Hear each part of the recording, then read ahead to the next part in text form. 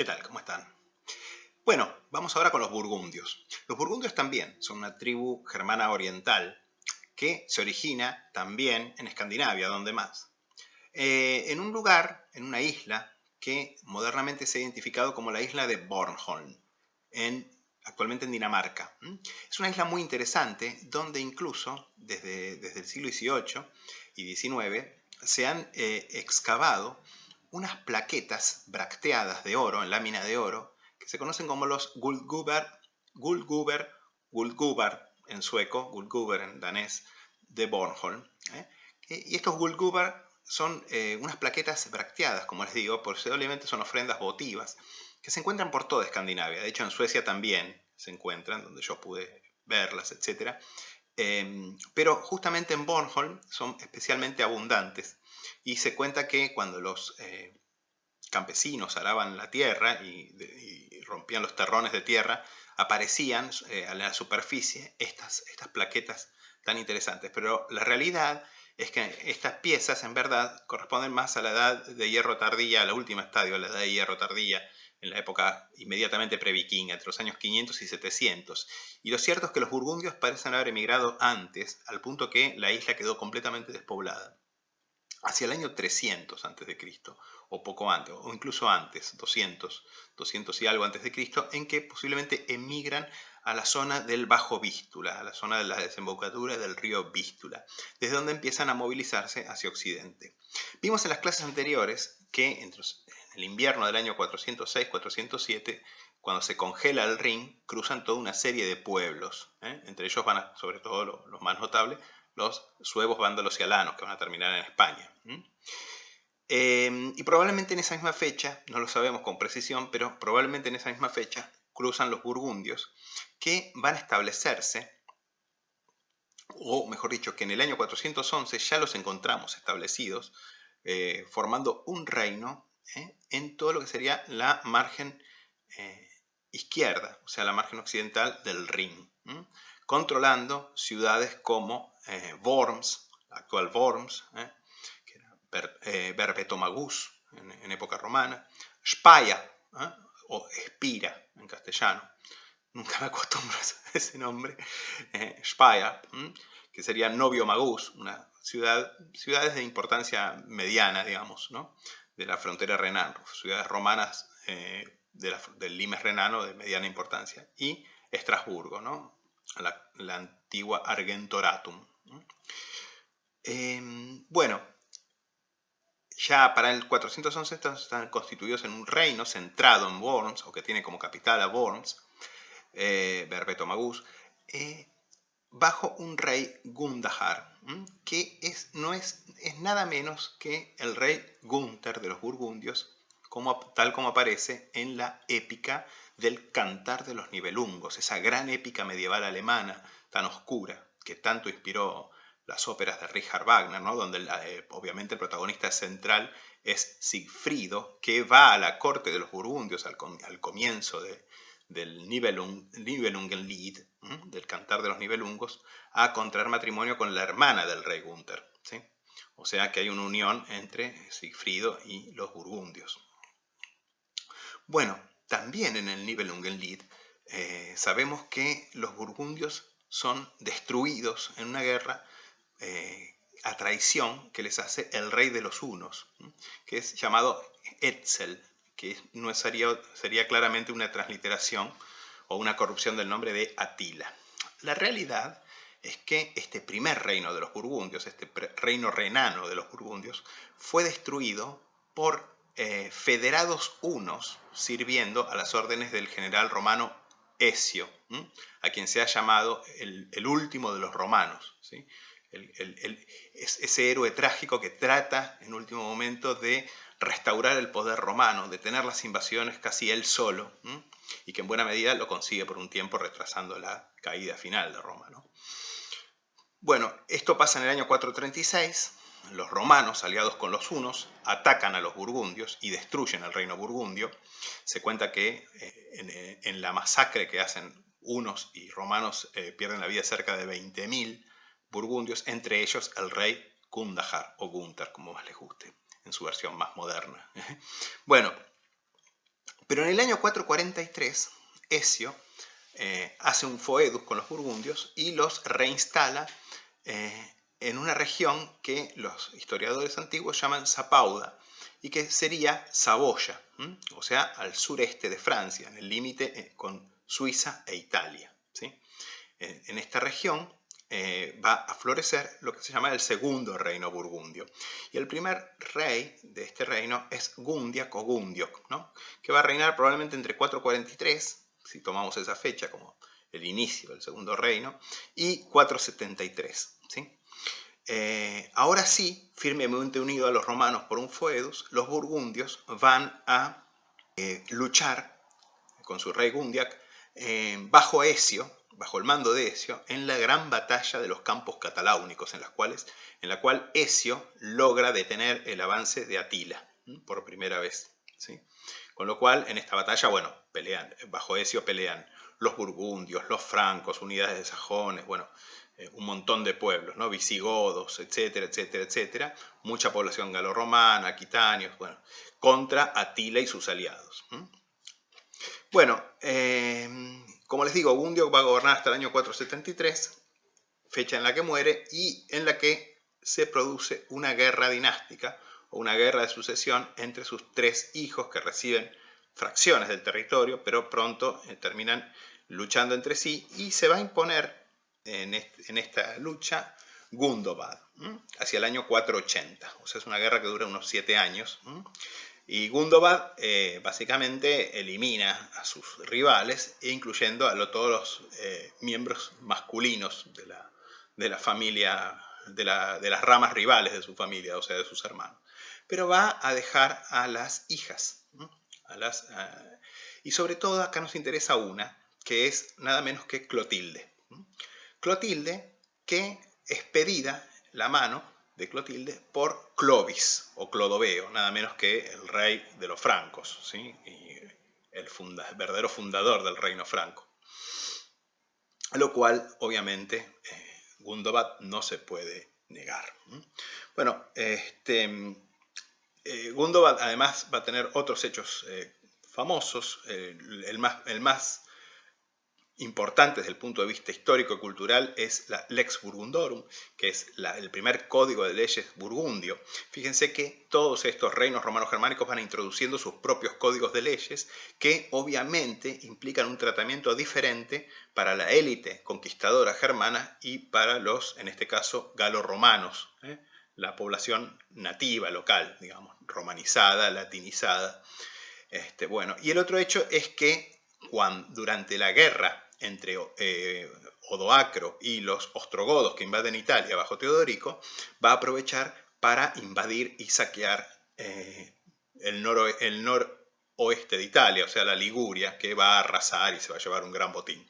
Pero luego, obviamente, no va a poder seguir haciendo estas correrías, conforme se consolida el reino ostrogodo de Teodorico. Y en buena medida, la consolidación del reino ostrogodo de Teodorico va a funcionar como un estado colchón Burgundia, entre los dos más grandes, más poderosos reinos romanos germánicos de Europa, los francos por un lado en la Galia y los ostrogodos en Italia. O sea que mientras ambos reinos fueron poderosos, Burgundia sobrevivió. En el año 516, Gundobad va a ser sucedido por Sigismundo. Y Sigismundo es un rey que, si bien no tiene una gran importancia desde el punto de vista histórico, sí va a ser el rey que va a abandonar el arrianismo, el primer rey burgundio que va a abandonar el arrianismo y va a adoptar el catolicismo. Bueno, piensen que en Italia, en la Galia, la gran mayoría de la población era católica, digamos, o sea, del credo niceno. Pero las élites germánicas todavía, salvo los francos, que todavía eran paganos hasta la conversión de Clovis, eran arrianos, ya lo dijimos. Bueno, los burgundios también, pero a diferencia de lo que pasaba con los ostrogodos y los visigodos, los burgundios ya tenían buena parte de la élite burgundia ya se había convertido al catolicismo, e incluso ya vimos que Clotilde se había convertido al catolicismo. Y Sigismundo va a ser el primer rey el primer rey burgundio que se convierte al catolicismo.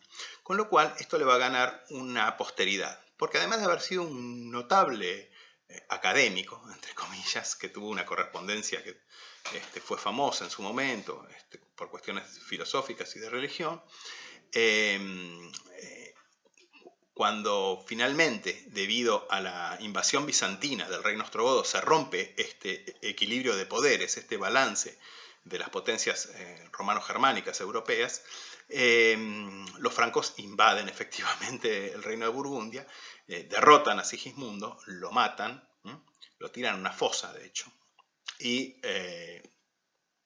así termina, pobre, el reinado de Sigismundo. Pero más tarde Sigismundo va a ser canonizado y se va a convertir en San Sigismundo, que va a ser uno de los patronos de toda esta región de la Francia central. Al punto que en el siglo XIV un emperador del Sacro Imperio Romano Germánico va a llevar sus restos, cuando va a ser rey también de Bohemia, va a llevar sus restos a la capital de Bohemia, a Praga. De manera que yo cuando estuve en Praga me sorprendí mucho de ver en el puente de Praga, el famoso puente de Praga que ven en todas las postales, que está la estatua de San Sigismundo, que es el santo patrono de la República Checa, digamos, por más que sea el país con más ateos del mundo. Y notablemente esto es porque sus restos terminaron allí. Y por otro lado, este sacro romano emperador dio el nombre de Sigismundo a su hijo, que fue obviamente el emperador Sigismundo.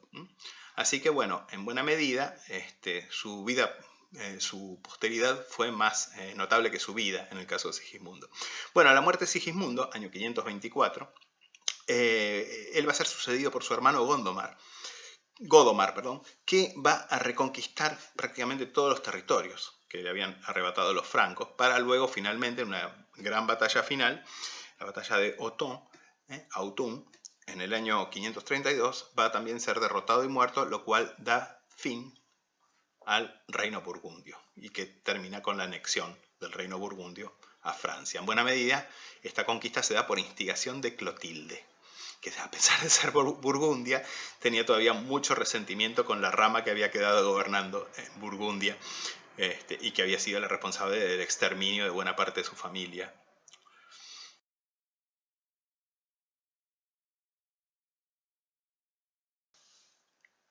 Y para concluir vamos a ver brevísimamente, para concluir con los burgundios, vamos a ver brevísimamente algunas de las acuñaciones que se le atribuyen a este reino. Bueno, por empezar, se le atribuyen sólidos que omiten toda mención al rey burgundio. Son acuñados a nombre de los emperadores romanos de Oriente o bizantinos, ¿sí? Anastasio, acá tienen un sólido de Anastasio, suponemos acuñado en tiempos de Gundobad, que gobernó entre 480 y 516.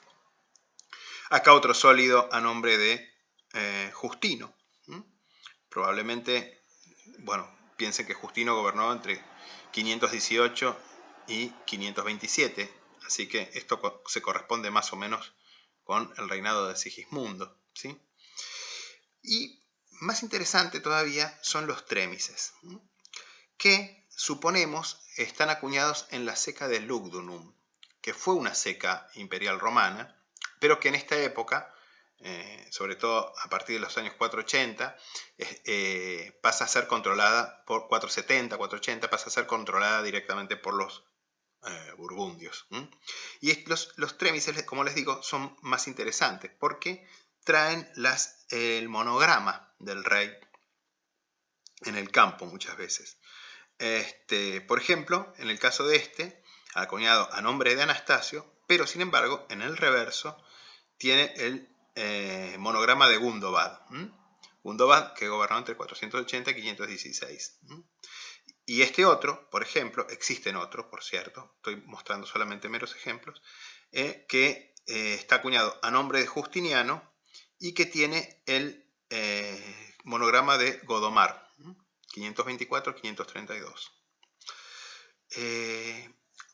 Algo interesante de los burgundios es que acuñaron también numi de bronce, como en como los ostrogodos, que también acuñaron bronce, y que estos numi son especialmente interesantes porque sí traen los monogramas de los reyes burgundios. Acá tienen un ejemplo, un numus acuñado a nombre de Zenón con el monograma de Gundobad en el reverso. Gundobad, recordemos, 480-516, así que probablemente esta moneda fue acuñada entre 480 y 491 aproximadamente. Y este otro, ya posterior, de Godomar, tiene el monograma de Godomar y tiene un cristograma en el anverso. Muy interesante, ya no trae el retrato del emperador bizantino.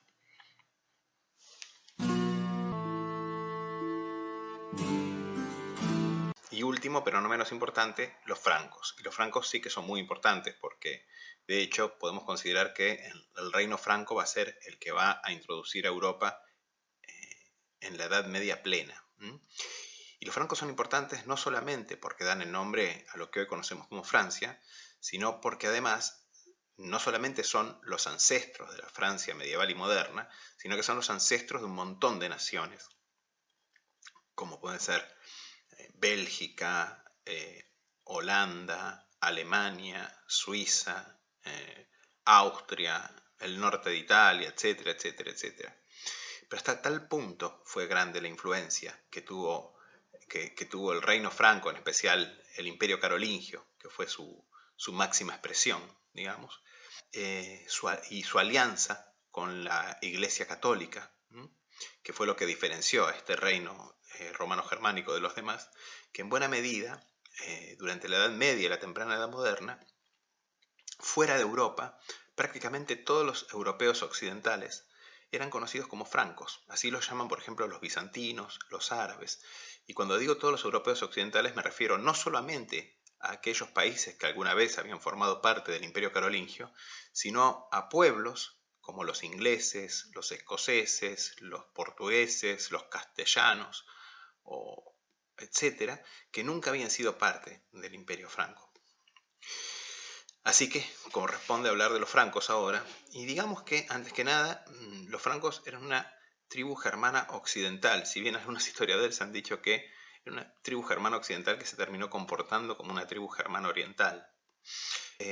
Como tal, hablaba un lenguaje germano occidental cuyo más directo descendiente es probablemente el holandés. Lo más parecido al idioma que hablaban los francos originariamente es lo que hoy en día se llama neerlandés, o que nosotros popularmente llamamos holandés, ¿no? Y el flamenco, por supuesto. Bueno, los francos son mencionados por primera vez por las fuentes romanas hacia el siglo III después de Cristo. Hacia 260 se produce una gran invasión que va a generar una crisis en Occidente, en las regiones, en las provincias occidentales del Imperio Romano, en las provincias llamadas gálicas, Galia, Germania, etc., en la cual va a terminar generándose un imperio separado, el Imperio Galo-Romano. Y en ese momento cruzan, entre otros pueblos, los alamanes, etc., cruzan también algunas secciones de invasores merodeadores francos, algunos de los cuales van a penetrar tan profundamente en el Imperio Romano que van a llegar hasta Tarraco, actual Tarragona, en España, causando bastantes disturbios, bastantes destrozos. Más tarde es muy probable que la siguiente mención que tenemos de los francos es que en el año 274, probablemente unidades de francos ya servían entre todos los contingentes bárbaros que servían en el imperio galo-romano que acabo de mencionar, y muy probablemente en la batalla de Chalon, en 274, donde el último emperador galo-romano, Tétrico I, defiende su independencia, sin éxito, por cierto, contra Aureliano. Probablemente participaron, entre otros pueblos germánicos, unidades de francos, porque la mayor parte del ejército galo-romano en esa época ya estaba constituido por unidades de auxiliares bárbaros. También en 274 se sabe que hubo invasiones de otros pueblos y que Aureliano tuvo que parar también probablemente a los francos. En 288 el emperador Maximiano Hércules derrotó un intento de invasión de los francos, y va a haber varios otros intentos, otro muy conocido en época de Constantino el Grande, hacia 324.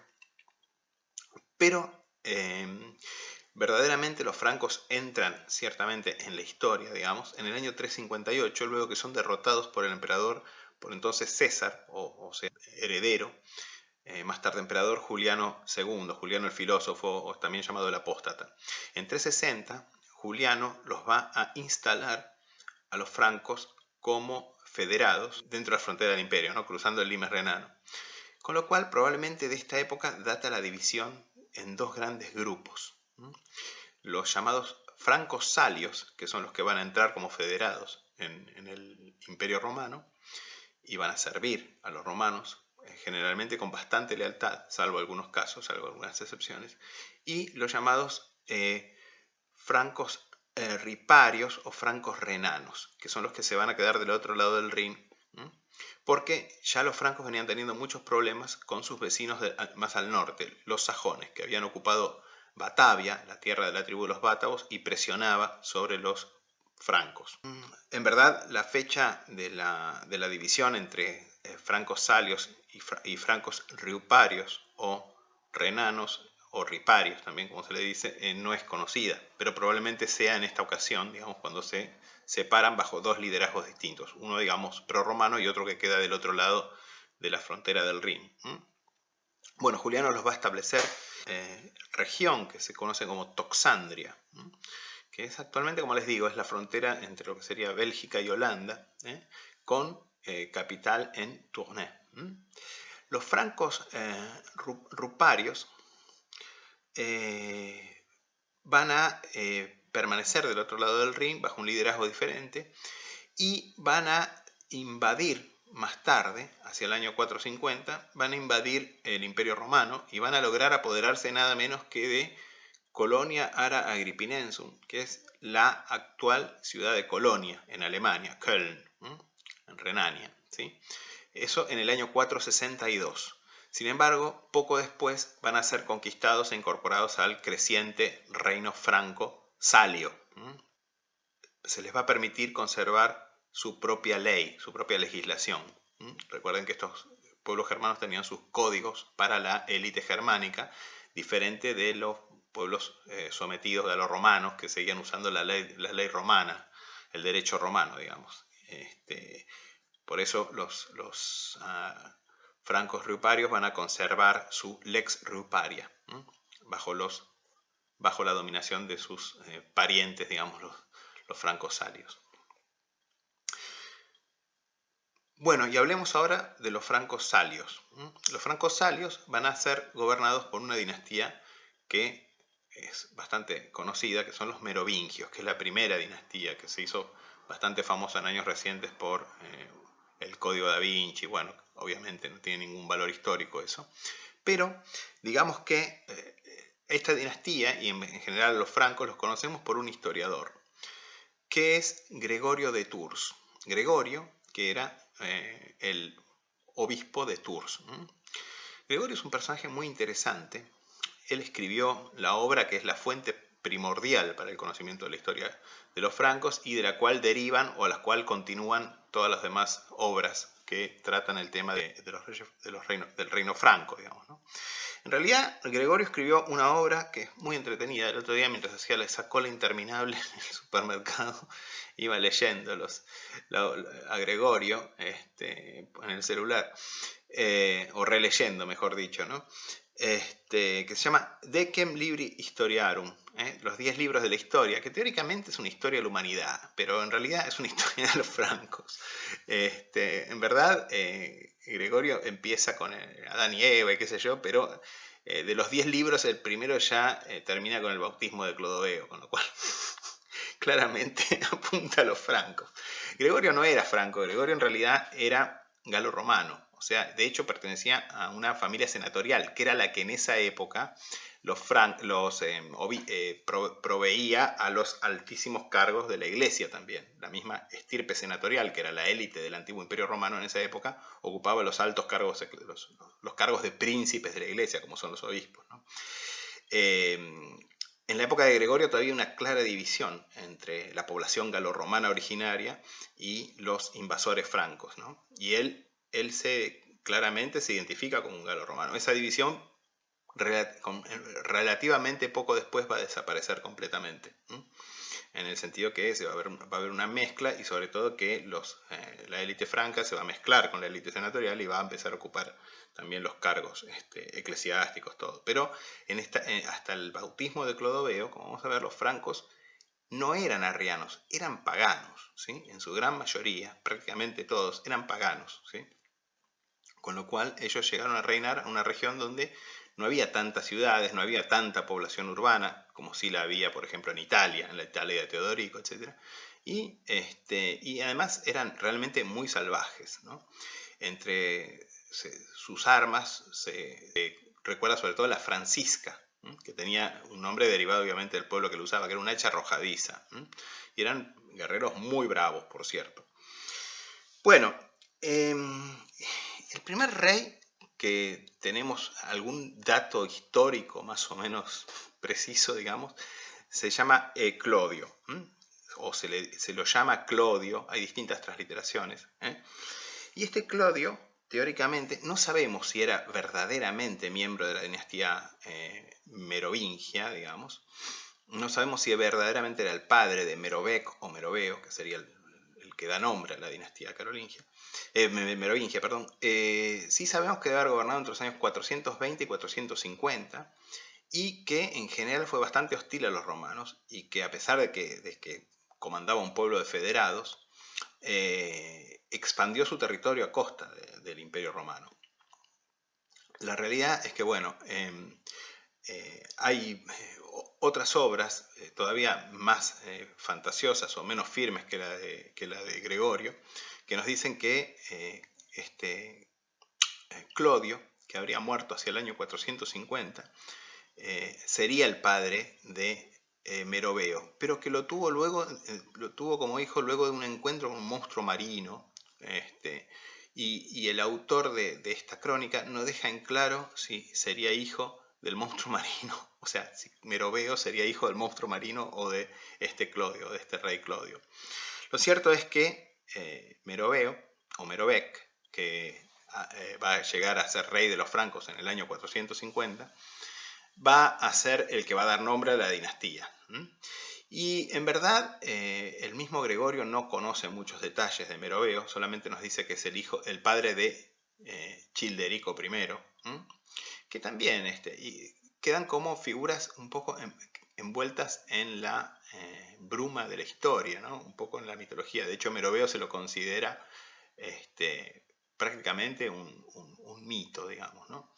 No se sabe más que nada que simplemente que luchó bajo el mando de Ezio con su pueblo en la batalla de Chalons, o la segunda batalla de Chalons sería, o la batalla de los Campos Cataláunicos, donde Ezio logra parar a Atila el Huno. Y también su hijo Childerico I, que gobernó entre el 458 y el 481, estaría también envuelto en buena medida en la leyenda, si no fuera por el hecho de que en el año 1655 se produjo un descubrimiento asombroso. Nada menos que la tumba intacta del rey Childerico I, con todo su ajuar funerario completo. Una cosa realmente portentosa. Un montón de armas con un maravilloso trabajo en las empuñaduras, boca de la vaina, etc. De cloisonné, de oro y esmalte, un tesoro enorme con un montón de monedas, incluyendo un montón de monedas de oro y un montón de medallones de plata romanos, de triples miliarenses. Y sobre todo, algo muy notable, que son las famosas abejas. Estas abejas también hechas de oro y esmalte, también por la técnica de cloisonné, en la cual claramente los francos eran maestros incomparables, que posiblemente representaban la dinastía merovingia, y que son el origen de lo que más tarde van a ser la flor de lis, el símbolo de la monarquía real francesa bajo los capetos. Por eso cuando Napoleón, que era muy cuestionado como un advenedizo por los descendientes de la dinastía Capeta que buscaban la restauración de la monarquía Capeta de los reyes franceses, quiso contrarrestar ese reclamo de legitimidad. Justamente recurrió a las abejas de la dinastía merovingia como símbolo dinástico. Por eso el escudo de Napoleón tenía el campo con abejas en lugar de lices, que era el símbolo en realidad original. Bueno, esta es una historia muy interesante. Lamentablemente, casi todas las piezas del tesoro, incluyendo las monedas de oro, la gran mayoría de las monedas de oro, de hecho, de la colección de la Biblioteca Nacional de París, el museo más antiguo de Francia, y que conservaba la mayor colección de monedas romanas y griegas de Europa prácticamente, fueron robadas y fundidas en el gran robo que tuvo lugar en el año 1831, el robo del Museo de la Biblioteca Nacional, en el cual además se destruyeron prácticamente todas las piezas de oro del tesoro de Childerico, las que ustedes pueden ver ahora en las fotos y si van al museo expuestas son réplicas. Y por si hubiera alguna duda de quién era el rey enterrado con semejante tesoro, el mismo incluía nada menos que el anillo personal de Childerico I con su retrato y su nombre. Un descubrimiento que nada más y nada menos traía a la luz a un rey hasta entonces conocido por vagas noticias que daban Gregorio y otros cronistas de los francos, y que era nada menos que el hijo de Meroveo, fundador de la dinastía merovingia, y el padre nada menos que de Clovis o Clodoveo, el auténtico fundador del Imperio Franco. Con lo cual, el hallazgo, que fue publicado ese mismo año por Jean-Jacques Chifflet, un médico belga comisionado por el gobernador, el archiduque de Austria, gobernador de los Países Bajos españoles en esa época, discute en todo detalle, y lo pueden consultar en Gálica, en la biblioteca online de la Biblioteca Nacional de París, con ilustraciones de prácticamente todas las piezas que se encontraron en el tesoro y comparación con otras piezas y otros objetos conocidos entonces, porque básicamente no se conocía prácticamente nada con tanto detalle de esta época, y fechable exactamente en el año 481, el año de la muerte de Childerico I. Si se fijan en el anillo de Childerico I, él aparece con el pelo largo. Bueno, el pelo largo era uno de los símbolos de la realeza y del poder real entre los merovingios.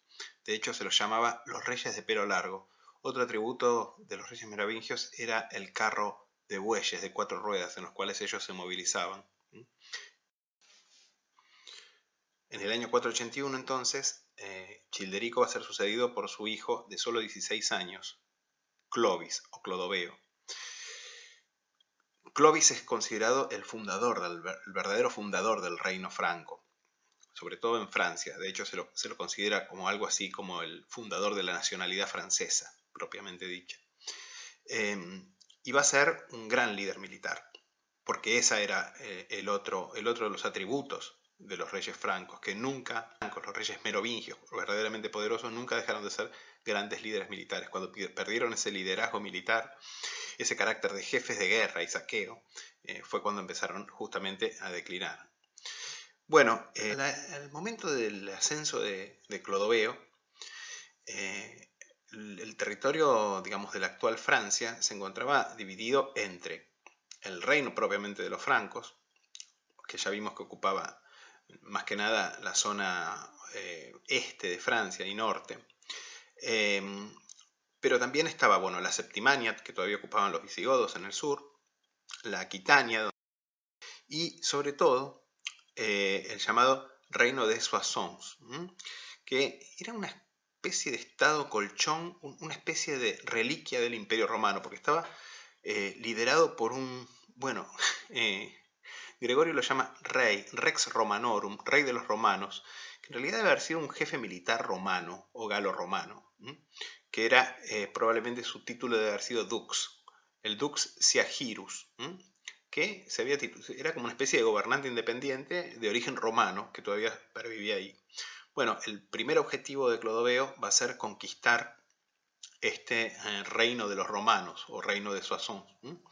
Esta conquista se va a producir entre los años 486 y 491, que finalmente termina con el asedio de Soissons y la conquista. Y obviamente Clodoveo entrega al saqueo, como era lo habitual, a la ciudad tomada. Y justamente durante este saqueo se va a producir una anécdota famosísima que recoge justamente Gregorio de Tours, que es la famosa anécdota del jarrón o de la vasija de Soissons. Resulta que Clodoveo, que todavía, como prácticamente todos los francos, era pagano, sin embargo ya estaba en buenos términos con la Iglesia Católica y había prometido al obispo de Reims, a Remy, el obispo de Reims, que recuperar todos los objetos que habían sido robados de la iglesia, digamos, de este obispo de Reims. Y entre estas cosas había una preciosa vasija de plata. Bueno, la que muestro acá es una vasija merovingia de oro, pero no sirve como para ilustrar la anécdota, que era justamente, pertenecía al tesoro de la iglesia de Reims. Entonces Clodoveo le dice, bueno, el botín se dividía la mitad para el rey, la mitad para los soldados, o sea, para los guerreros que habían participado en la lucha. Y dice, bueno, esto es aparte del reparto del botín, esto lo dejamos aparte, es del arzobispo de Reims, no se toca, qué sé yo. Y entonces aparece un guerrero, uno de sus guerreros, y dice, no, no, esto no es así, qué sé yo, y agarra su francisca, su hacha de guerra, su hacha arrojadiza, y destroza esa vasija preciosa, digamos, ¿no? Bueno, en el momento Clodoveo no dice nada, se lo deja guardadito, pero más tarde, ese mismo a fin de año, cuando hace la revista de las tropas, va haciendo la revista de las tropas y llega a plantarse delante de este guerrero que había desafiado su autoridad. Y entonces le empieza a decir, pero mira cómo tenés la ropa, mira cómo tenés la falda, arreglate, mira el escudo, y estas armas están todas oxidadas, se las saca, le saca la francisca, le saca la espada, y las tira al piso. Y cuando el guerrero se arrodilla para recoger sus armas, Clodoveo saca la francisca, se la da en la cabeza y le dice, esto, por lo del vaso de Soissons. En realidad dice, esto es lo que le hiciste al vaso de Soissons.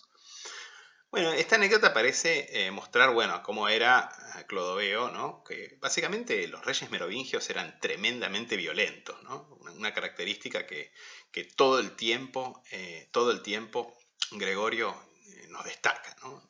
Gregorio en sus 10 libros de la historia nos destaca constantemente el nivel de violencia, ¿no? de los merovingios. Pero al mismo tiempo, Gregorio alaba la violencia cuando ésta es un instrumento para A, defender la religión cristiana, la iglesia, concretamente la iglesia católica, y B, fortalecer el Estado. Y este hecho que aparece, incluso yo me acuerdo cuando era chiquito miraba los dibujitos animados franceses de Érase una vez el hombre, y aparece justamente este hecho, ¿no? Esta anécdota que cuenta Gregorio del vaso de Soissons, fue percibido como la primera reafirmación clara de la autoridad real. Básicamente Clodoveo por eso es casi ese hachazo que le da al guerrero rebelde, al guerrero levantisco, es el hecho de la fundacional del reino franco, en el cual el rey hace uso de su autoridad real arbitraria y pone límite al cuestionamiento que lo aparta por primera vez de ser un mero jefe de guerra y saqueo en convertirse en un rey que ejecuta la justicia. ¿Sí? En el año 492 o 93, no lo sabemos, posiblemente en 493, justamente el año en que Teodorico se hace dueño y sus ostrogodos se hacen dueños de Italia, derrotando a Odoacro. 493, Clodoveo se va a casar con Clotilde, que era la hija del rey Chilperico I de Burgundia, que había sido, como ya vimos, destronado y asesinada toda su familia, qué sé yo, salvo su otra hermana que va a ser recluida en un convento, por su tío, digamos, ¿no? Que va a unificar el reino burgundio, como vimos en la primera parte de la clase de hoy. Y como ya les dije, Clotilde es un personaje muy importante, porque Clotilde ya era conversa al catolicismo. Mientras que los francos, y esto le encanta a Gregorio, nunca habían sido arrianos, es decir, nunca habían sido herejes, digamos. Van a pasar del paganismo al catolicismo.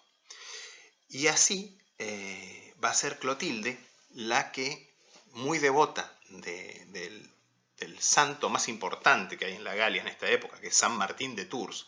Recuerden que Gregorio era obispo de Tours y se la pasa recalcando todo el tiempo el poder y la capacidad de venganza por medios sobrenaturales que tiene el santo, ¿no? San Martín de Tours es un santo muy interesante, es un santo militar, y cualquiera, obviamente, mínimamente familiarizado con los santos católicos, yo no soy cristiano ni siquiera, pero aún así estoy familiarizado, lo reconoce al instante porque aparece como un soldado, generalmente un soldado romano, pero obviamente en las representaciones medievales como un caballero medieval, ¿no? Que se está cortando la capa que le sirve de abrigo, su paludamentum, para darle la mitad de la capa a un mendigo casi desnudo en medio de la nieve, ¿no? Y esa escena se repite 1000 veces, ¿no? Bueno, justamente Clotilde era muy devota de San Martín de Tours, como les digo. Y bueno, luego San Martín de Tours, cuando vuelve a su guarnición y qué sé yo, y se echa a dormir, se le aparece Jesús con la mitad de la capa que le dio al mendigo y le dice, esto no fue ninguna pavada lo que hiciste, digamos, esto te ganó el cielo, digamos. Y San Martín de Tours también se convierte, cosa notable, además de ser un santo guerrero, se convierte además en el primer objetor de conciencia, porque plantea que él no quiere más ser soldado y se hace monje y va a dedicar su vida y va a terminar siendo obispo de Tours, además, ¿no? Donde además está enterrado, en la catedral de Tours están enterrados sus reliquias, ¿sí? Sus restos. Bueno, Clotilde va a ser la que va a influir todo el tiempo para que Clovis, o Clodoveo, su esposo, se convierta al catolicismo.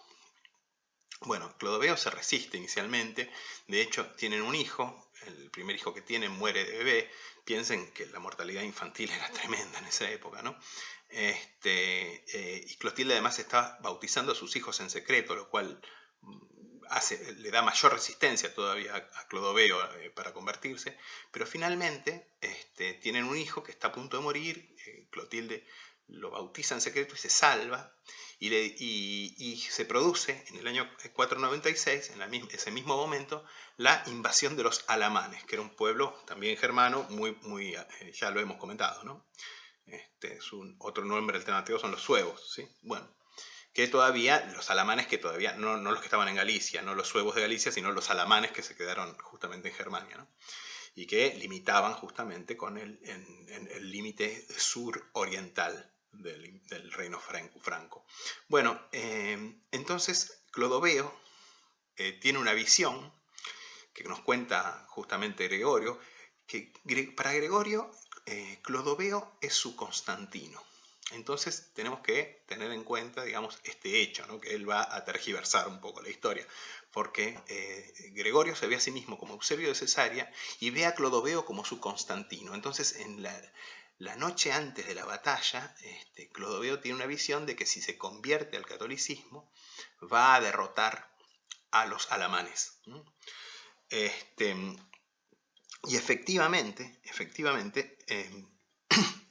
en la batalla que sigue a esta visión, podríamos decir, en la batalla de Tolbiac, Clodoveo derrota a los alamanes. Teóricamente sería el momento de la conversión, el 25 de diciembre de 496. En realidad se sabe que fue un 25 de diciembre, no se sabe exactamente la fecha, el año, digamos, puede haber sido en 496, en 499, en 500, generalmente se dice circa 500, ¿sí? La conversión al catolicismo por Clodoveo. Va a ser bautizado por San Remigio, o San Remy, obispo de Reims, Y a partir de entonces, además, y esto ténganlo en cuenta para cuando veamos la historia de la Francia real de los Capetos, van a ser los arzobispos de Reims los que van a coronar casi sin excepción a los reyes de Francia durante 1000 años prácticamente, ¿sí? O sea, que justamente esto les va a ganar el carácter de como prelados de Francia en buena medida, ¿no? Y principales arzobispos encargados de la coronación de los reyes de Francia, desde Clodoveo, ¿sí? Bueno, en el mismo acto se van a convertir 3000 guerreros francos del retinue de Clodoveo, ¿sí? Bueno, es el momento más glorioso. Yo les dije mal, les dije que el libro 1 termina con el bautismo de Clodoveo, en realidad no, el libro 2 de las historias narra todos los orígenes del pueblo franco, qué sé yo, y el libro 3 es el que ya arranca con Clodoveo. Así que el libro 1 está dedicado a Adán y Eva y todas esas cosas, hasta el fin de José en Egipto, bueno, toda la historia bíblica, qué sé yo. De hecho, la Biblia es el principal modelo historiográfico de Gregorio, o sea que imagínense que no es un libro tampoco ni siquiera inspirado por tratados de historia romanos ni nada por el estilo. Y obviamente, bueno, es el momento más glorioso. Y por eso, a la conversión de Clodoveo, que tiene lugar casi un siglo, unos 90 años antes que la conversión de los visigodos, y mucho más todavía que la conversión de los lombardos, y ni hablar de los ostrogodos, que nunca se convirtieron al cristianismo y que encima eran arrianos, o sea, herejes, o sea, sabían de Jesús, pero no, no se convertían a la verdadera secta, digamos, de Jesús. O sea, va a convertir al reino franco y por extensión a Francia, o sea, a la Francia medieval, digamos, en la hija primogénita de la Iglesia Católica. Y así se refería generalmente a Francia, el papado, durante la Edad Media y temprana Edad Moderna, ¿no? Como la hija primogénita de la Iglesia Católica, porque fue un rey francés el primero que se convirtió al catolicismo.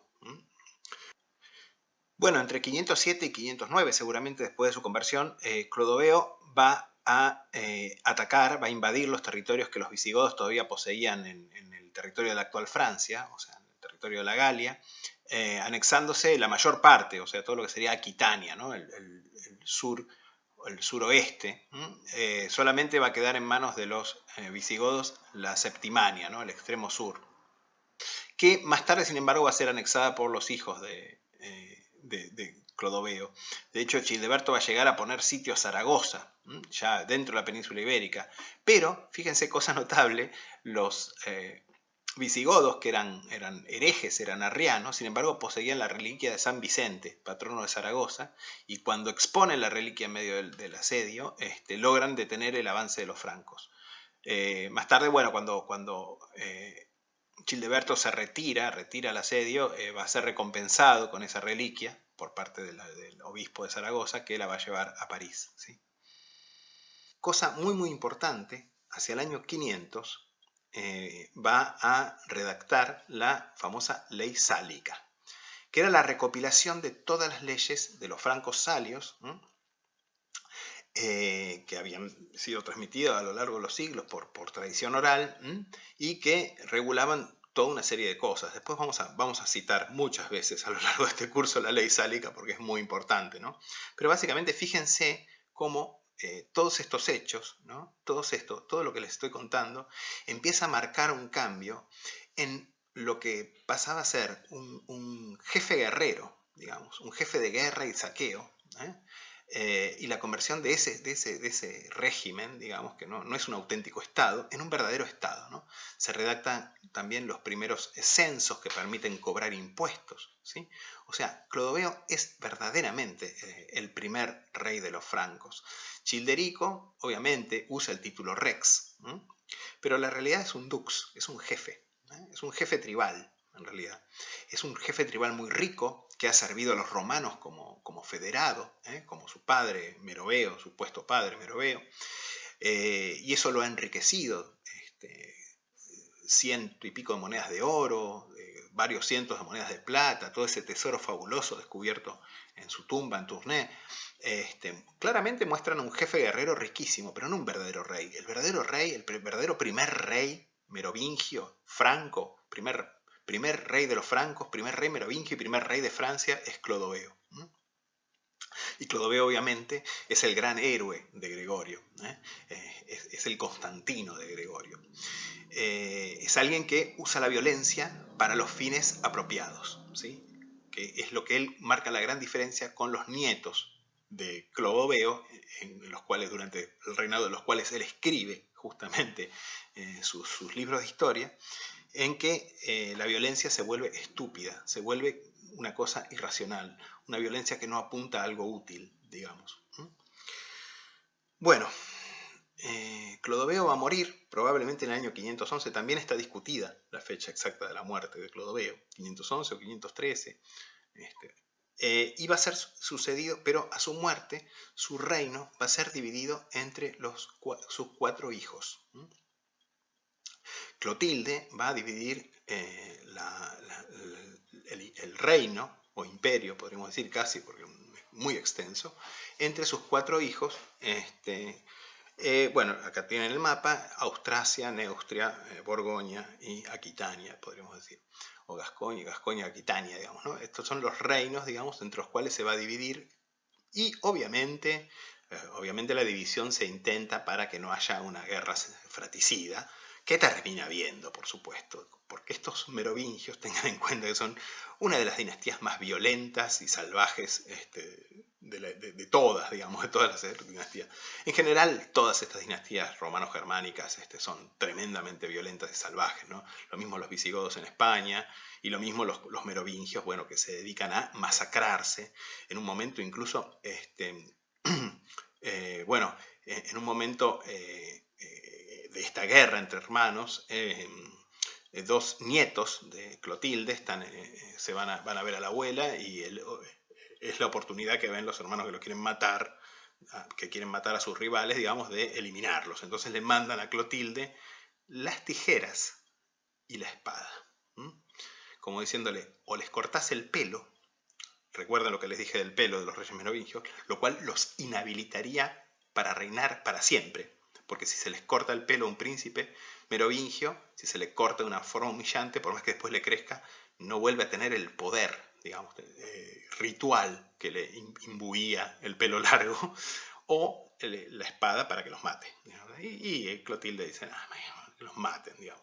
O sea, fíjense, ¿no? Clotilde, que es Santa Clotilde, la cristianizadora de Europa, digamos, pero no tenía piedad ni por sus propios nietos, digamos, ¿no? Mejor que cortarle el pelo, a liquidarlos directamente, porque así se va unificando de nuevo el reino, y el reino se va a unificar concretamente bajo Clotario, que finalmente en el año 558 logra unificar el reino nuevamente, pero también a su muerte lo va a dividir nuevamente entre sus 4 hijos, que es la época que justamente en la que escribe Gregorio, ¿sí?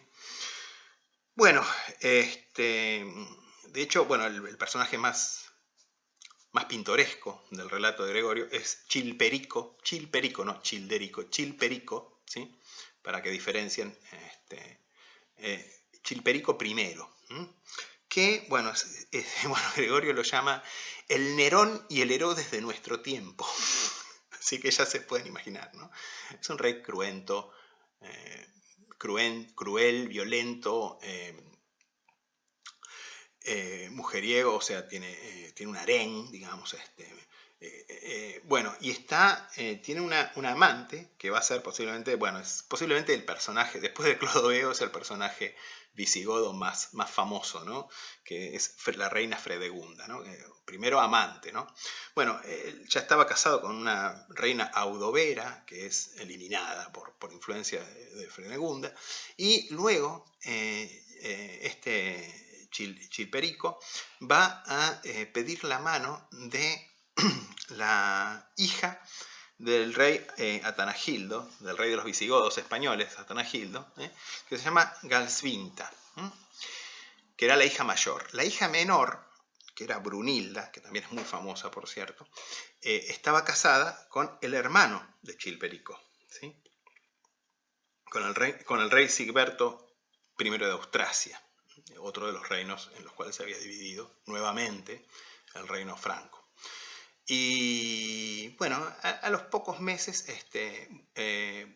Glasvinta le dice, mira, sacame al amante, vos te comprometiste a mi padre a deshacer tu harén, digamos, y sacame sobre todo a tu amante y al hijo que tienen y qué sé yo, que no lo quiero ver más, fuera del que no vivan en el palacio, digamos.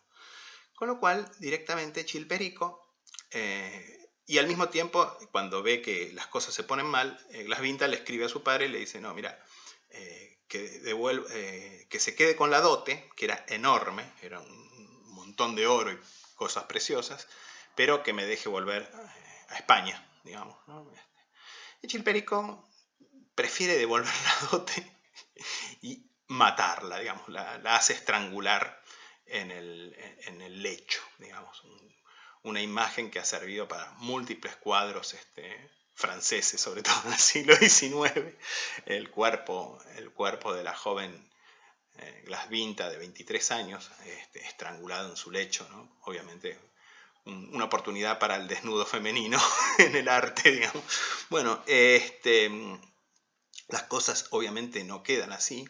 Chilperico ahora sí ya se casa finalmente con Fredegunda. Las cosas no quedan así porque Sigberto inmediatamente le declara la guerra a su hermano para vengar a su cuñada.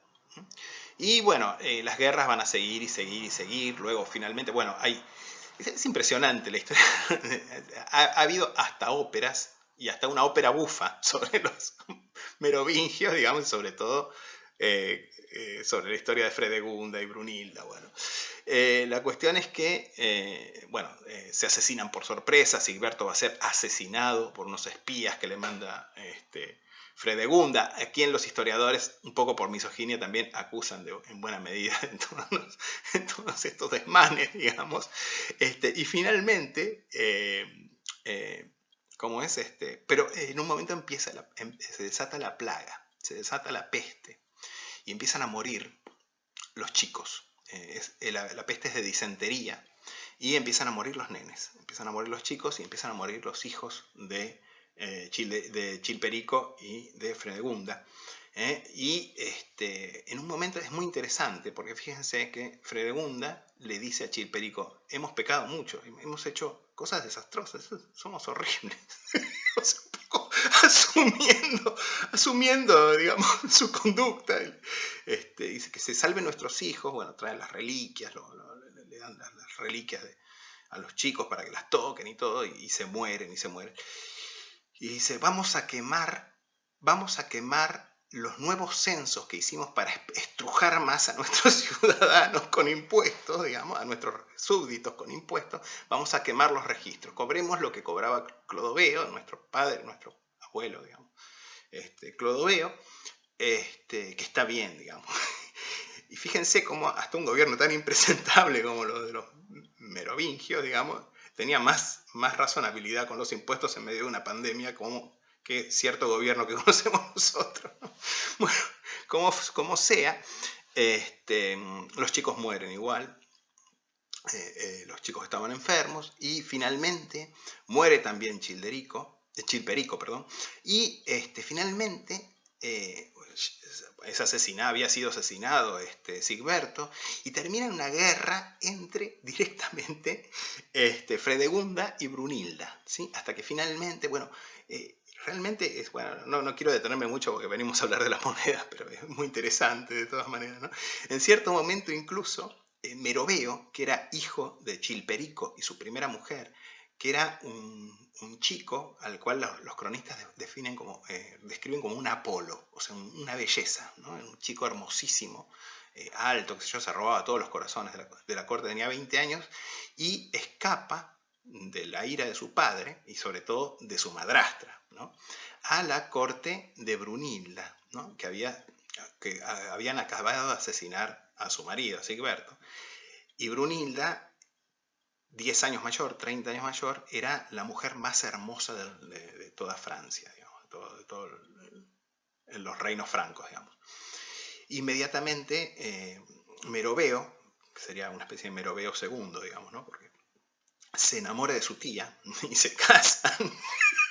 Y finalmente, bueno, al final también es muerto Meroveo y finalmente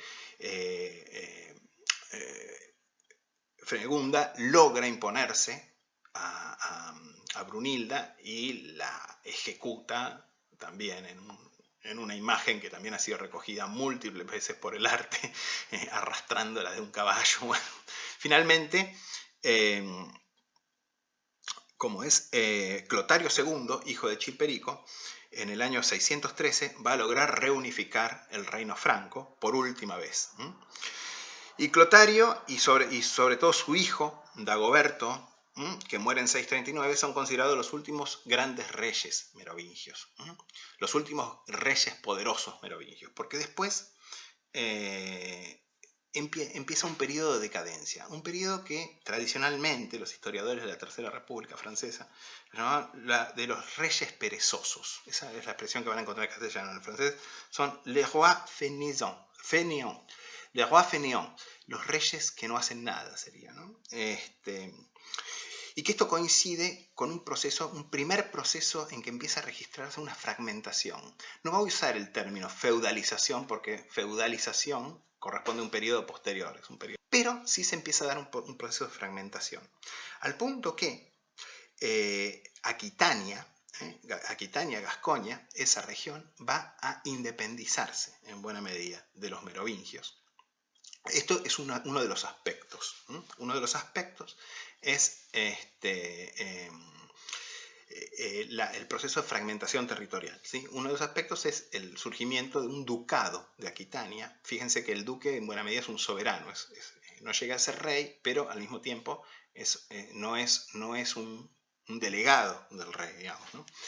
Que además necesitaba tener cada vez más una defensa por el avance que se va a producir más tarde con los musulmanes desde España, que conquistan el reino visigodo y justamente Odo el Grande, Odo el Grande, Otón el Grande, digamos, que va a ser duque de Aquitania, de una línea de duques que probablemente tenga un origen mixto, mezclado, franco y vasco, ¿sí? Va a ser el que va este duque a principios del siglo VIII, va a ser el que va a parar un poco durante un tiempo la invasión musulmana, ¿no? Que viene desde España. Y el otro aspecto de la crisis de este periodo de los reyes holgazanes, le roi fainéant, es que se va a cada vez más tener más poder una figura que es la del mayordomus, ¿no? El mayordomo sería la transliteración, pero en realidad quiere decir mucho más que mayordomo. Sería como el administrador de palacio. Un primer ministro y ministro de defensa, en realidad, que en verdad no tenemos que interpretarlo como un ministro que uno nombra y despide. O sea, que el rey de verdad, el rey merovingio, nombra y despide, sino que es un ministro más parecido a lo que encontramos, un primer ministro más parecido a lo que encontramos, por ejemplo, en el Japón feudal, o sea, el shogun, ¿no? Una figura que va a aparecer en un montón de lugares y momentos de la historia, ¿no? Va a aparecer, qué sé yo, en Nepal en los siglos XVIII y XIX, ¿no? Sobre todo y XX, va a aparecer en Japón, como les digo, con los shogunes, va a aparecer en un montón de casos, digamos, es muy característico. Va a aparecer en la misma España musulmana vecina, con Almanzor, y que básicamente se diferencian estos ministros todopoderosos, estos grandes visires, digamos, en que termina siendo un cargo hereditario. O sea, termina siendo inamovible, no solamente inamovible él, sino que además es un cargo hereditario. O sea, se convierte en un rey paralelo, y es el que efectivamente controla el poder. Y esto se da también, en buena medida, por la crisis de estos reyes holgazanes, digamos, en que pierden el carácter de líderes guerreros, ¿sí? Y al perder ese carácter de jefe de guerra y repartidor del botín, repartidor de las tierras conquistadas, etc., tiene que entregar muchas de sus tierras, lo cual lo empobrece, y al mismo tiempo hace falta una figura que efectivamente cumpla la función de jefe de guerra. Y esa figura la va a cumplir el mayordomus. Y empieza una dinastía de mayordomos, uno de los ancestros de los primeros, que en el año 660 y pico, va a directamente tratar de derrocar a la dinastía merovingia y titularse él, digamos, ¿no? Como rey. Cosa que, fíjense, a pesar de la debacle y de lo impresentable que eran los merovingios, digamos, como dinastía y como gobernantes, digamos, y que el prestigio de la dinastía merovingia era casi mágico. Estaban imbuidos de un poder casi sacrosanto. Y era muy difícil. De hecho, va a fracasar, va a ser ejecutado, pero un descendiente, un hijo, va a ocupar el lugar. Y encontramos a un descendiente de este golpista, digamos, que en el año 7, que es Carlos Martel, este descendiente, que entre los años 715 y 718 va a reunificar el reino franco. Y en el año 732, unido con Odo el Grande de Aquitania, van a parar la invasión árabe que viene desde España en la batalla de Poitiers en 732. El hijo de Carlos Martel, quiere decir el martillo, ¿no? El hijo de Carlos Martel, Pepino el Breve, finalmente, en el año 751, ¿sí? 751, nada menos que el mismo año en que los lombardos conquistan Rávena, la capital bizantina de Italia. Fíjense que es un año mojón, digamos, ¿no? Con la veña del Papa Zacarías, ¿sí? que lo mencionamos justamente en la clase anterior en relación con las silicuas bizantino-papales, ¿se acuerdan? Con la veña, con el apoyo del Papa Zacarías, que dice que quien se comporta como rey efectivamente hace el trabajo de rey, tiene que ser rey, depone al último monarca merovingio, Childerico III, un nenito, y básicamente es una deposición incruenta, digamos. Lo hace rapar, o sea, le corta el pelo, fíjense, ¿no? Una vez más, el hecho de los reyes de pelo largo, ahí tiene el último de los reyes de pelo largo, y lo recluye en un monasterio. Y ese es el ignominioso fin de la dinastía merovingia.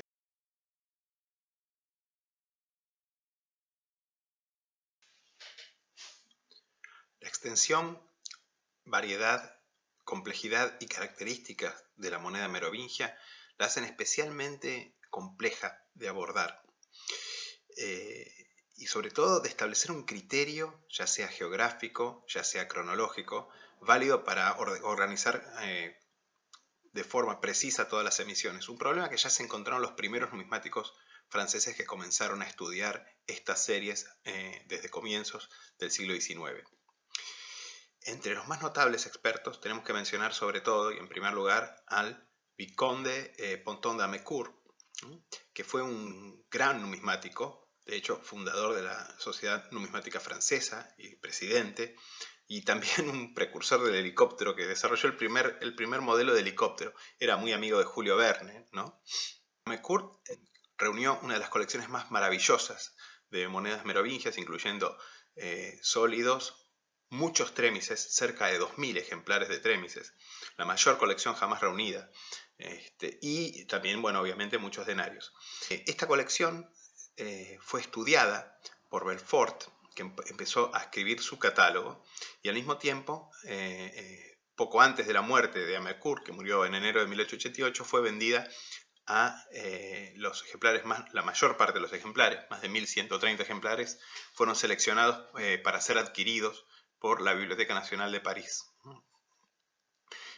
por una suma realmente astronómica a la época, casi 200.000 francos oro.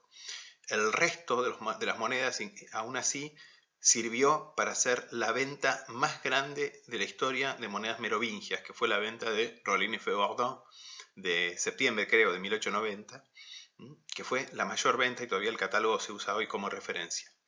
Pero, al mismo tiempo, por un lado Prou, en Biblioteca Nacional, por el otro Belfort, que había estado estudiando las monedas de su amigo, el Vicomte de Ponton d'Amécourt, sacaron al mismo tiempo, a lo largo de la década de 1890, sus respectivos catálogos. Y estos catálogos son ejemplos de los problemas que tiene la organización de las monedas merovingias, porque mientras que Prue los organizó siguiendo un criterio geográfico bastante raro, que era listarlos en el orden de las provincias del Imperio Romano en el Bajo Imperio. Lugdunensis prima y segunda, Bélgica primera, cuarta, etc. Un criterio que en realidad no es muy apropiado, porque en la época merovingia los reinos en los cuales se dividieron los reinos merovingios, etc., no respondían a ese criterio.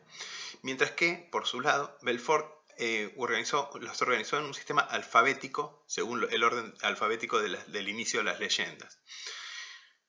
Bueno, un poco resumiéndoles la bibliografía clásica, estas dos obras, la de Prue y la de Belfort, siguen siendo las principales referencias, porque realmente la erudición del siglo XIX en general en la moneda medieval no fue superada modernamente, pero sí se han establecido criterios y formas de ordenar el material mucho más apropiados.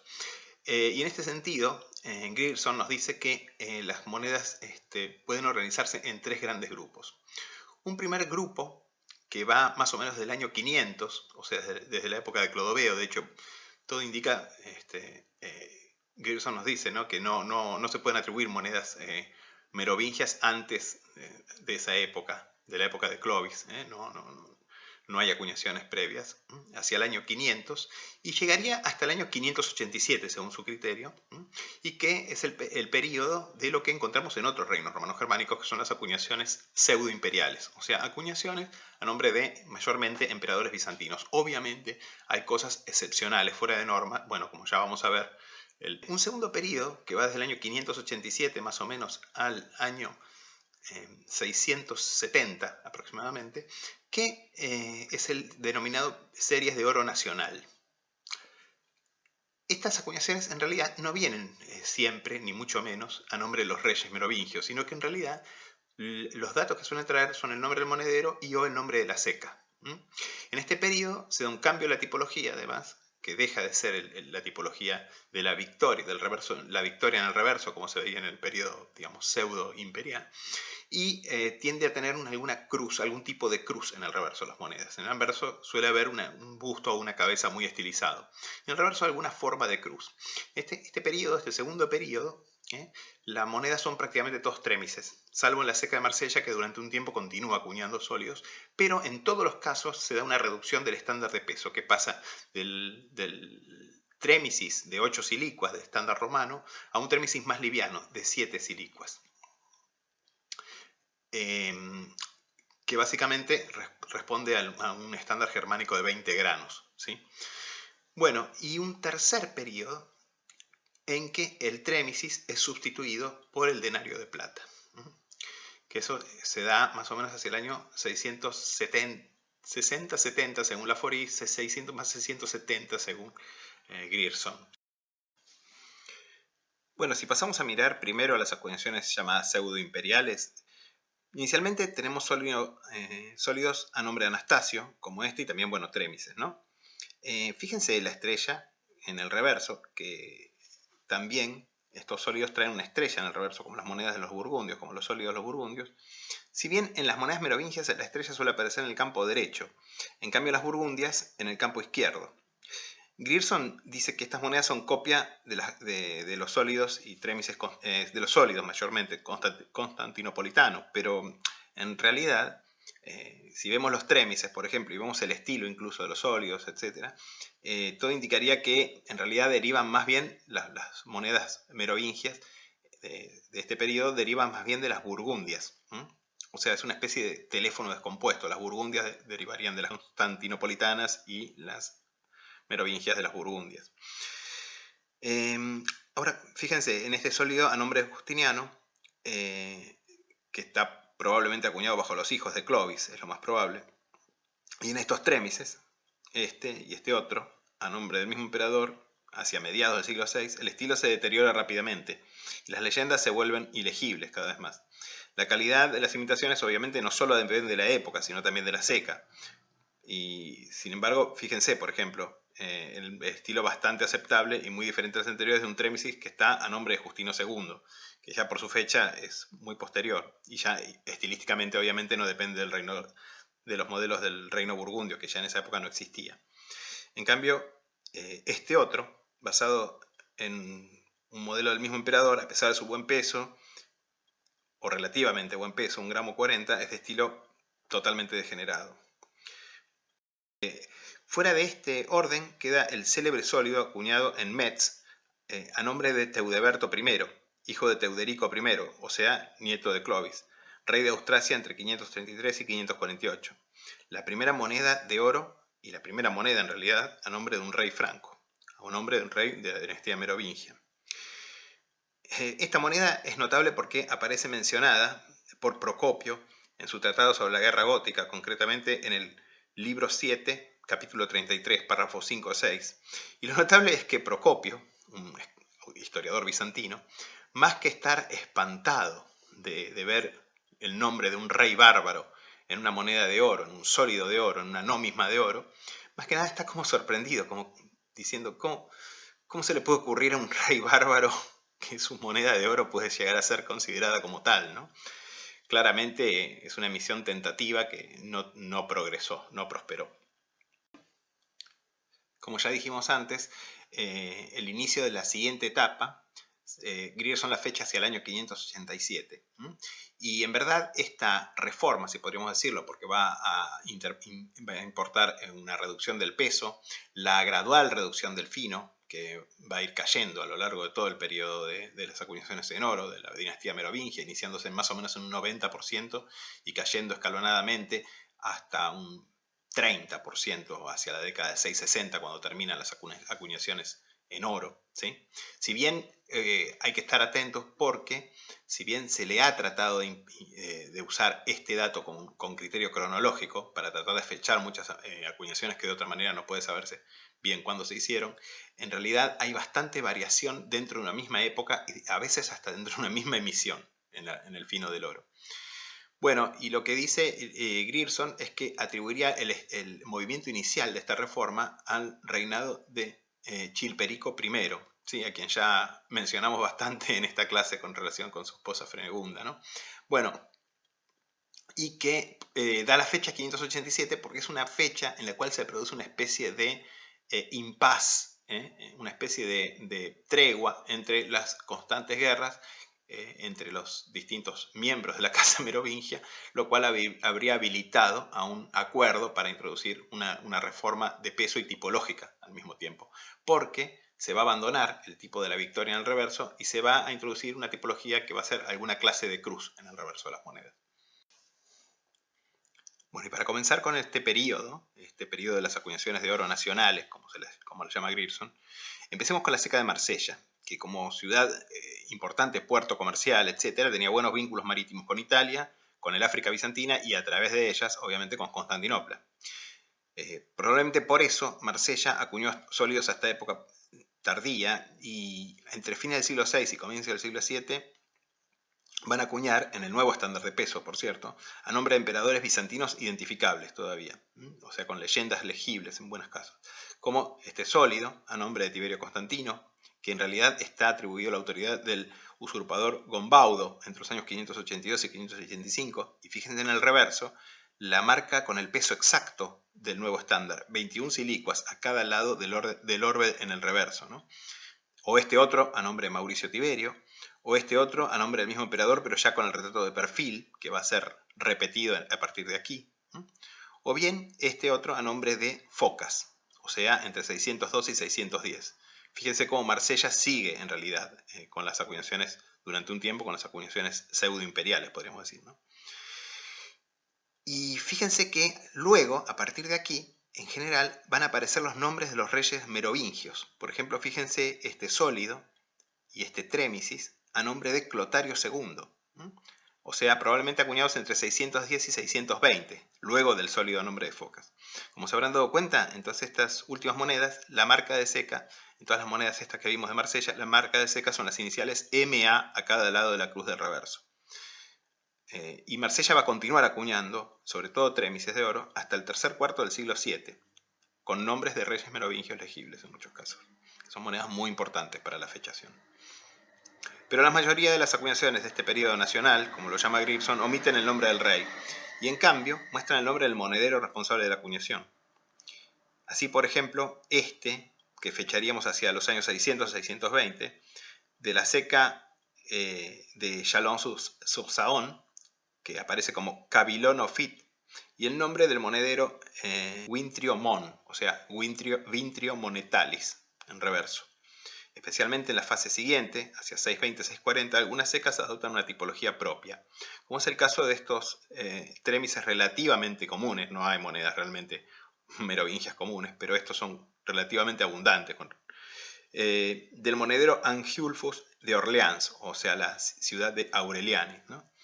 Con una cabeza estilizada muy característica, casi globular en el anverso, y esta cruz ancorada en reverso, que es bastante característica de esta época y de esta zona. O estos de París, que está muy cerca, por cierto, de Orleans, que era la capital. Del monedero Arnoaldus, con la cabeza de león de frente, que es típica de esta ceca, y un reverso, obviamente, similar al de Orleans. La cruz ancorada.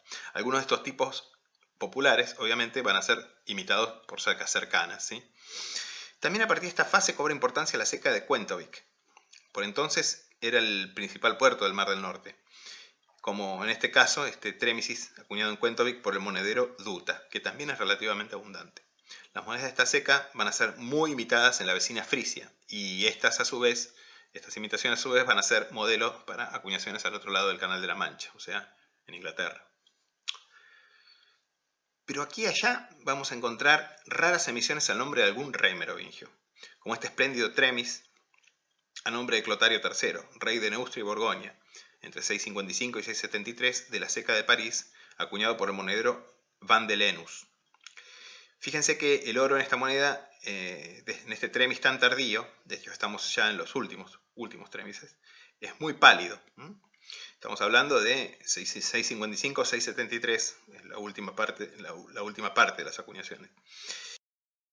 Por lo demás, otras monedas son mucho menos informativas, ya que solo incluyen la ceca, como este tremis de oro muy pálido de Banassac, en Occitania, que debe haber sido acuñado por la cantidad de oro que contiene hacia la década del 640, y que rompe bastante con el estilo, adoptando un retrato romano en anverso, inspirado probablemente en Constantino el Grande o alguno de sus hijos, y una especie de cáliz en reverso. Otros, en cambio, solamente incluyen el nombre del monedero, y nombres de cientos de monederos se conocen a través de las monedas merovingias. ¿Quiénes eran estos monederos? Bueno, en principio, en época romana solían ser sobre todo libertos, pero en época merovingia algunos parecen haber sido hombres poderosos, en muchos casos provenientes de la aristocracia senatorial, y más tarde también francos. Así, Eligio, célebre por el milagro realizado en su juventud de haber errado un caballo indómito, arrancándole las patas y volviéndoselas a colocar, y que más tarde fue santo patrono de herreros, joyeros y monederos, era miembro de una familia, la aristocracia galorromana. Aprendió su oficio con Abo, monedero en Limoges.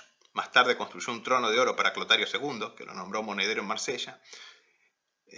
Su hijo sucesor, Dagoberto II, lo nombró consejero, sirviendo a la muerte de ese rey como miembro del Consejo de Regencia.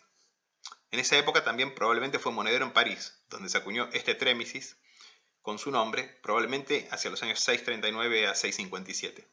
Más tarde fue nombrado obispo de Tournai y murió en 660 después de haber convertido a muchos frisios al cristianismo.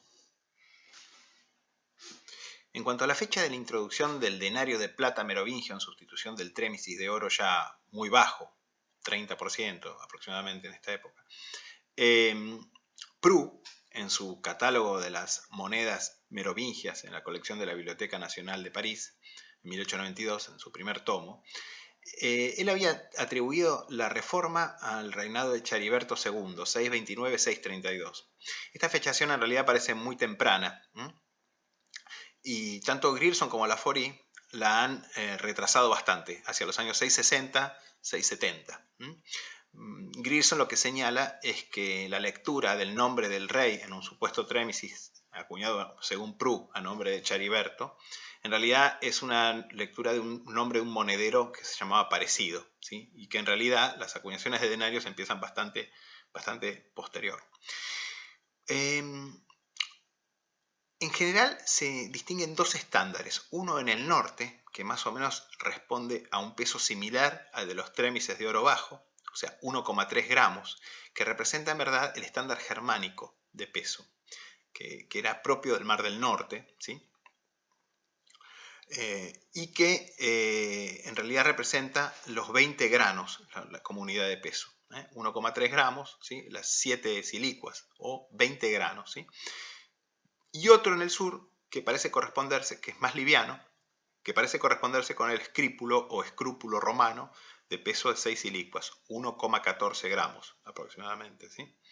Así que en general las monedas acuñadas más al norte tienden a responder al estándar más pesado de peso y en las acuñadas más al sur al estándar más liviano. Pero los estándares de peso los vamos a ver del denario, los vamos a ver con más detalle, e incluso las referencias a la ley sálica, que hablan de un sueldo de 40 denarios, ¿sí? Etcétera, las vamos a ver con más detalle cuando discutamos las reformas carolingias. Bueno, en los denarios, al comienzo, tienden a predominar bastante, como en el periodo anterior, los tipos figurativos. Fíjense, por ejemplo, en este denario, que se atribuye a la iglesia de Reims. Otros, como este, que se asigna a la región de Tours, parecen bastante burdas imitaciones de lo que a su vez son imitaciones de monedas galorromanas del siglo III. En general, como se dan cuenta, los denarios son mucho menos informativos que los trémices. En general son ilegibles o anepígrafos. Y en una siguiente etapa tienden a predominar más los monogramas. Así, tenemos por ejemplo los relativamente abundantes denarios marselleses de comienzo del siglo VIII, los primeros con el monograma de un tal Patricio Nymphidius, como pueden ver acá, y otros con la inicial M, que es la inicial de la seca. Fíjense que al mismo patrón responde este otro, atribuido a la seca de Arles, Arelate, bajo el patricio Antenor II, que se fecha en virtud de este personaje entre 715 y 724. Y también este, de la seca de París, acuñado probablemente bajo autoridad del obispo local entre 725 y 750, o sea, en la última fase de las acuñaciones de denarios merovingios. Y nos queda pensar un poco cuál fue la función de la moneda merovingia. Porque durante la mayor parte del periodo los merovingios acuñaron en oro, que no es una moneda, no es un metal muy apto para las transacciones cotidianas, digamos, ¿no? En principio, parece claro que las acuñaciones merovingias apuntan más a la distribución de dones que a realizar pagos, como era en la época romana, o sea, para responder a los gastos del presupuesto público. Y también deben haber tenido una función limitada en el cobro de tributos, ¿sí? Sobre todo tributos al comercio, etc. Pero en verdad el uso del oro como metal monetario apunta obviamente a una economía muy poco monetizada, muy pobremente monetizada. En este sentido, y preguntándose sobre cuáles habrán sido las fuentes para la plata de las acuñaciones del denario merovingio, Grierson rechaza la postura general, tradicional de los economistas que dicen que simplemente la introducción del denario de plata fue una respuesta a la falta de oro que se empieza a generar en esta época y que quedaría marcada por la frecuente devaluación del oro que va a tener el tremis merovingio a lo largo de todo el periodo de las acuñaciones nacionales, digamos. Y que en realidad la introducción del denario de plata fue una respuesta al creciente comercio que se empezaba a desarrollar en esta época. O sea que lo ve como algo positivo, porque obviamente el denario de plata, y más un denario bastante liviano, estamos hablando de un denario de en promedio 1,2 gramos de peso, es mucho más apto para las transacciones mercantiles que una moneda de oro, que tiene más un valor de don real de la monarquía. Bueno, y encomendando a aquellos de mis alumnos y aquellos que miren este video, que sean numismáticos y creyentes, los encomendamos a San Eligio, que además de ser patrono de los herreros, de los joyeros, de los caballos, recientemente ha agregado a su patronazgo a los numismáticos. Los dejamos hasta la próxima clase.